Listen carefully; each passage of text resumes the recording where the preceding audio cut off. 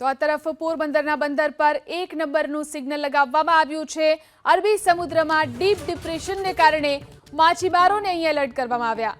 હવામાન વિભાગની સૂચના મુજબ મેરીટાઈમ બોર્ડે આ સિગ્નલ લગાવ્યું છે। પોરબંદરના બંદર પર 1 નંબરનું સિગ્નલ લગાવવામાં આવ્યું છે। ફરી એકવાર જે રીતે ડીપ ડિપ્રેશન અરબી સમુદ્રમાં જોવા મળી રહ્યું છે, જેના કારણે માછીમારોને અહીં એલર્ટ કરી દેવામાં આવ્યા છે અને 1 નંબરનું સિગ્નલ લગાવાયું છે। હવામાન વિભાગની સૂચના મુજબ મેરીટાઈમ બોર્ડે આ સિગ્નલ લગાવ્યું છે, તો માછીમારોને સાવચેત રહેવા માટે સિગ્નલ લગાવવામાં આવ્યું છે।